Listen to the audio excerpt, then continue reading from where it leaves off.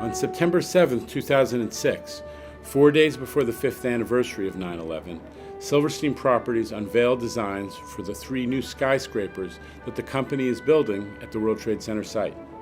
The Pritzker Prize-winning architects, Norman Foster, Richard Rogers, and Fumihiko Maki, presented their concepts to a worldwide media audience. This milestone marked the end of years of political and emotional turmoil at Ground Zero and the beginning of an unprecedented 18-month collaborative design effort.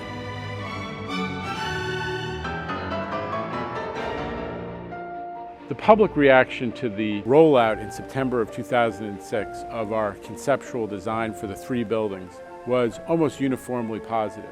We got very good reviews and enthusiasm from the design press, from the architecture press. Though, of course, it's New York and it's the capital of design sensibility, so everybody's going to have their own favorite buildings, but there was a really strong and uniform sense that these were all world-class architectural designs. An interesting aspect of this project is how closely the buildings reflect the personality of the principal designers.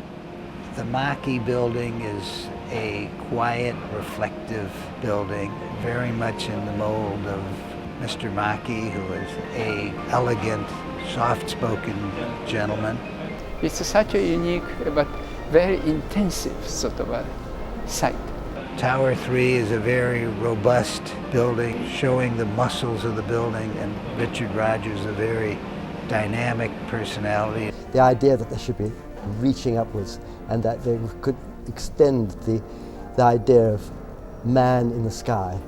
And Norman Foster's building is a reflection of Norman's style of design and his personality. The cluster and the individual buildings are about looking forward, but also, as I'll seek to show, also about respecting and honoring the past. Each of the buildings is different, reflects the language of each architect, yet each building respects each other, and each building respects the memorial park directly across the street from the buildings. When we agreed to hire these 3 premier architectural firms, we made it a condition that they would agree to send people here and to sit side by side with the other architects and professionals and to make sure that all of the elements of this project would be carefully integrated so it would function well as a whole and that there wouldn't be any mismatches either technically or aesthetically. One of the most exciting pieces of this whole historic effort has been to see how these 100+ people who have come together from all over the world have risen to the occasion of designing this incredibly complex project. They've worked side by side, literally day and night, weekends, holidays, to meet the deadlines that this project established for the design, and they've met every single milestone on time. And we have this route coming in here, which is also escalators coming up, bringing people up into this level, which is a mezzanine level. We're striving to provide something very special for this site, to produce the best architecture we can within the constraints we have. It's such a special site. We want to give as much as we can to New York. What's this aberration? That aberration, Larry, is probably going to have to be a few steps at that position to grade it out. I think that the design itself ought to exude its strength in the way that the structure is expressed on the outside of the building. It should have a legibility that people can see the building and see how it's held up. They can see how strong the building appears in its appearance structurally in the building. So I think that's something that we've tried to put quite a lot of focus into, to actually get that legibility reading on the outside of the building.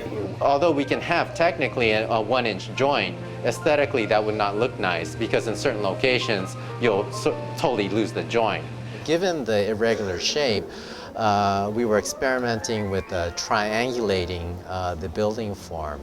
An acute angle and an obtuse angle comes, automatically from the triangulation, and the site geometry automatically determined the acute angle, which we like very much because it dematerialized the building and make it look very light. We're arriving at the front door of T2. It's a pretty dramatic arrival because you enter on a 70-foot high, very transparent glass wall, walk through that front door, you're immediately greeted by a core that's a combination of reflective stainless steel and aluminum mesh behind glass and highly polished black stone. The mesh has a high reflectance, and therefore it draws the eye where you want to go, which is at the portals into the elevator lobby. Make that transition to whatever floor you happen to be going on, up to your office, and off you go to your desk, and you have terrific views around the perimeter of the site. Whether you're coming in off the street or off the transportation network and entering through the transit lobby, you'd be coming out of the hustle and bustle that is typical of New York into a very warm elevator lobby with a destination dispatch system. You swipe your card, you're directed to your elevator, and off you go to your floor. Upon arriving on your floor, if you're on a trading floor, you're put right into the middle of things. If you're up on one of the tower office floors, again, you're off of a center core configuration into a reception area, and you immediately begin to experience the vistas around the city. The lobby, which opens up to the memorial, it's a 47-foot high lobby space. The back wall is going to be made out of black polished granite and allows reflection of the memorial back into the lobby space.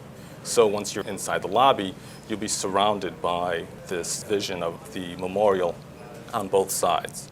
Looking back, people look at one project, they do one project, but this is really 4 projects, at least for the East Bathtub. It's quite significant. It's 3 super tall buildings and 1 complex transportation hub, all sharing or playing in the same sandbox. In order to rejuvenate and to engage the community in the buildings, the transparency at each level is not only consistent with the design approach for each of the designers, but also is consistent with opening retail, presenting merchandise, and engaging the passersby as much as possible in the interior of the podiums. It's a dance of coordination and detailing to ensure that we're all talking to one another and everything joins together as if it's a single piece of architecture. I think recognition, and a good deal of recognition, should be paid to Adamson, who's responsible for the contract drawings, Lyra for structure, Cantor-Scenic, also structural engineering, JB&B for mechanical engineering. These people who've toiled long and hard, I think, did a superb job. Our real objective is to enhance, articulate, and ultimately deliver a vision which is created by the design architects Maki, Rogers, and Foster. So our role is to deliver a vision that's created with them, help them articulate it, and then represent this as a set of construction documents that can be competitively bid, awarded, and ultimately used to construct this. Larry got very, very hands-on in literally all of the nuts and bolts of how these buildings are designed.